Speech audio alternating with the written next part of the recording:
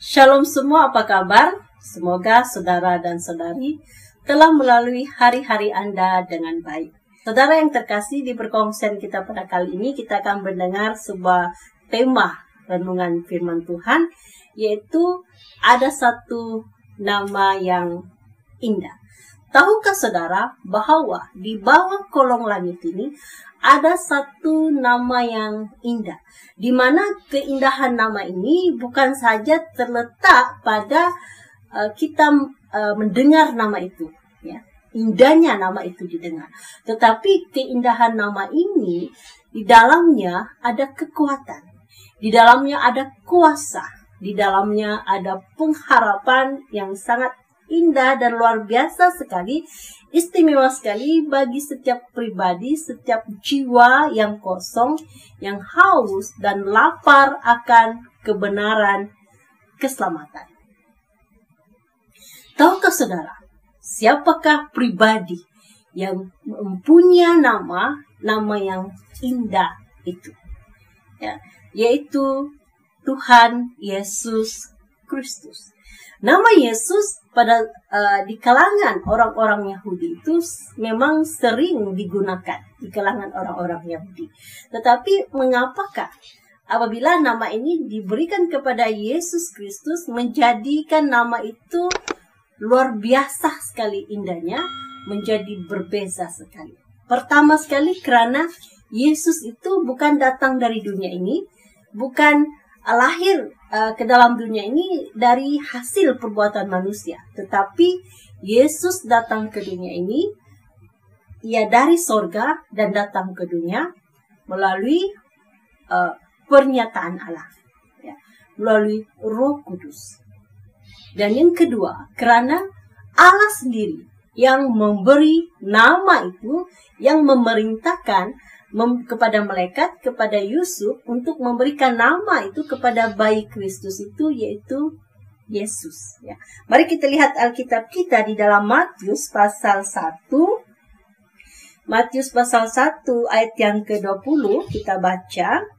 Tetapi ketika ia mempertimbangkan maksud itu, malaikat Tuhan nampak kepadanya dalam mimpi dan berkata, Yusuf, anak Daud, janganlah engkau takut mengambil Maria sebagai istrimu, sebab anak yang di dalam kandungannya adalah dari Roh Kudus. Ia akan melahirkan anak laki-laki dan engkau akan menamakan dia Yesus, karena dialah yang akan menyelamatkan umatnya dari dosa mereka.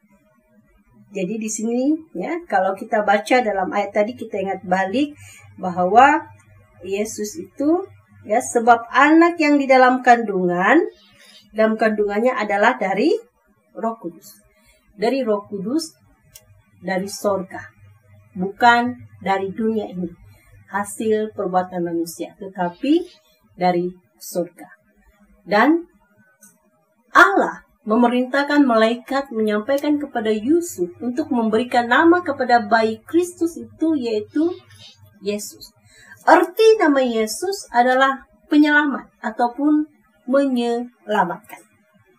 Jadi tidak heranlah kita manusia ramai, ya, berusaha mencari nama, memberi nama kepada anak-anak kita dengan punya arti yang baik, maksud yang baik.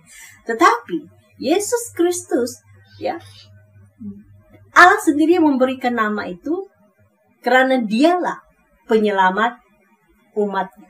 Siapakah umatnya? Ya, umatnya yaitu setiap pribadi, saya, saudara dan saudari yang memilih, percaya dan menerima Yesus sebagai Tuhan dan Juru Selamat. Jadi hanya dengan menjadi umatnya kita boleh diselamatkan. Jadi jikalau saudara mau memperoleh keselamatan, baik di dalam dunia ini maupun pada kehidupan yang akan datang, saudara perlu percaya dan menerima Yesus sebagai Tuhan dan Juru Selamat.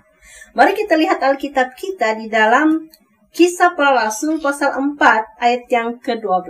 Berkata demikian, dan keselamatan tidak ada di dalam siapapun juga selain di dalam Dia, sebab di bawah kolong langit ini tidak ada nama lain yang diberikan kepada manusia yang olehnya kita dapat diselamatkan.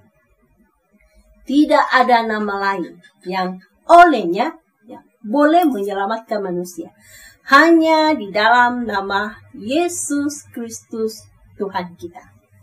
Jadi saudara, betapa bersyukurnya kita kalau kita pada hari ini adalah orang-orang yang memperingati akan kelahiran Sang Juru Selamat, yaitu Tuhan Yesus Kristus. Kita bersyukur kalau pada hari ini saudara dan saudari mendengar perkongsian ini bahwa satu-satunya pribadi yang mampu menyelamatkan kita hanya di dalam Yesus Kristus Tuhan. Jadi mari kita mempertahankan iman kepercayaan kita. Kalau pada hari ini kita adalah orang-orang yang merayakan. Jadi seharusnya kita mempertahankan iman kepercayaan kita ini. Dan bagi Anda yang tercari-cari jalan, mencari kebenaran, Tuhan manakah yang betul, kepercayaan manakah yang betul, terimalah Yesus sebagai Tuhan dan Juru Selamatnya. Karena Yesus satu-satunya pribadi yang datang dari surga. Dan namanya, Allah sendiri yang memberikan nama itu, yang berarti penyelamat. Menyelamatkan setiap orang yang percaya dan menerima Dia sebagai Tuhan dan Juru Selamatnya. Dan juga keselamatan yang Tuhan berikan kepada kita bukan saja kepada jiwa kita pada kehidupan yang akan datang, kehidupan yang kekal itu, tetapi selama kita hidup di dunia ini juga Tuhan menjaminkan keselamatan kepada kita, penjagaan, pertolongan kepada kita. Mari kita lihat Alkitab kita di dalam Kisah Para Rasul pasal 3 ayat yang ke-16 berkata demikian. Dan karena kepercayaan di dalam nama Yesus, maka nama itu telah menguatkan.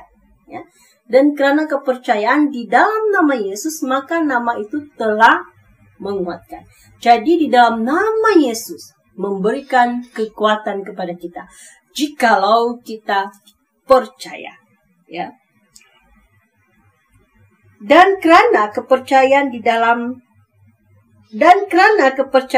dalam nama Yesus, maka nama itu telah menguatkan orang yang kamu lihat dan kamu kenal ini. Dan kepercayaan itu telah memberi kesembuhan kepada orang ini di depan kamu semua.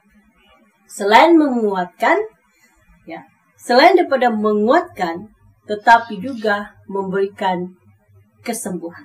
Saudara, siapa yang tidak pandai sakit? Siapa yang tidak pandai lemah? Kita manusia, apabila kita bekerja seharian, kita pasti pandai lemah juga, kan? Kita pasti pandai penat juga. Kita pasti pandai sakit juga. Selagi kita hidup di dunia ini. Walaupun kita mau jaga macam mana pun hidup kita, walaupun kita mungkin makan vitamin, kita mungkin menjalani gaya hidup yang sehat, walau bagaimanapun kita pasti akan ada masa-masanya kita juga akan lemah, kita juga akan sakit. Jadi kita memerlukan pertolongan Tuhan untuk campur tangan agar kita kuat dan kita sembuh dari sakit penyakit yang kita hadapi di dalam dunia ini. Jadi keselamatan Tuhan yang diberikan kepada kita bukan saja kepada jiwa kita, tetapi Dia memberikan jaminan, penjagaan, pertolongan selama kita hidup di dalam dunia ini.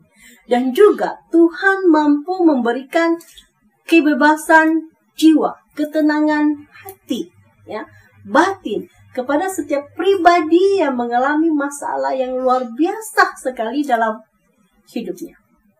Saya ingin menceritakan secara ringkas tentang cerita seorang perempuan yang diperkosa oleh ayah kandungnya sendiri. Bagi kita seorang perempuan, kita pasti dapat membayangkan, merasakan keperitan, kesakitan, kemarahan, kekecewaan, dan kehancuran yang dirasakan perempuan ini. Di mana orang yang diharapkan boleh menjaganya, tetapi sebaliknya.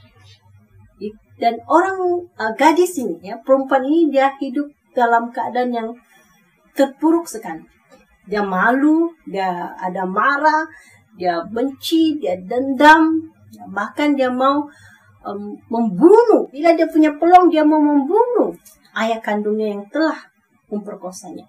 Bahkan dirinya sendiri pun ia ingin sakiti, ia mau, kalau boleh ia mau mati. Dia rasa dia tiada gunanya sudah mau hidup. Untuk apa? Masa depannya sudah gelap, masa depannya sudah hancur. Ini pikiran, kata-kata dunia bagi mereka yang mengalami perkara-perkara yang seperti ini. Tetapi ya, suatu hal yang luar biasa sekali, di mana anak gadis ini mampu mengasihi, mengampuni bapaknya. Bahkan dia berdepan, mampu berdepan dengan ayah kandungnya di penjara, mengunjung di penjara. Tetapi itu berlaku lama sekali. Ya. Dia perlu proses sembuh, karena ada orang-orang di sampingnya yang setia, yang memberikan dia ayat-ayat firman Tuhan untuk menyokong dia, menghibur dia, memberikan dia kekuatan, sehingga dia menemukan kekuatan itu di dalam Tuhan Yesus. Dia percaya menerima Yesus sebagai Tuhan dan Juru Selamat. Dia mempraktekkan apa yang Tuhan Yesus ajarkan. Yesus berkata, jikalau kamu mengasihi aku, kamu harus tinggal dalam kasihku. Kamu harus saling mengasihi, kata Yesus. Dan itulah yang dilakukan oleh anak gadis ini, di mana dia berusaha coba mengasihi bapaknya, mengampuni bapaknya. Ya, akhirnya dia boleh mengalahkan ketakutan, dia boleh mengalahkan kesakitan, dia boleh mengalahkan kemarahan yang ada di dalam dirinya. Ya, akhirnya dia boleh bertemu dengan bapaknya muka dengan muka, dan dia boleh berkata, Bapak, saya telah mengampunimu. Dan bapaknya juga, saudara, ya, bapaknya juga sewaktu dia telah di penjara, ya, dia juga tahu apa yang telah ia lakukan, kejahatan apa yang telah ia lakukan. Ia juga merasa malu, ia juga rasa bersalah. Rasa bersalahnya itu, saudara, lebih daripada apa yang dirasakan oleh putrinya. Tapi benda sudah terjadi. Dia sendiri pun merasa hidupnya sudah tidak berguna. Tetapi di dalam penjara itu dia diinci, sehingga dia boleh percaya menerima Yesus sebagai Tuhan dan Juru Selamat. Dan akhirnya ia berdamai dengan dirinya sendiri. Ia memohon pengampunan kepada Tuhan. Dan dia memang akui segala apa yang dia lakukan itu memang sesuatu yang salah, dan ia telah berdosa.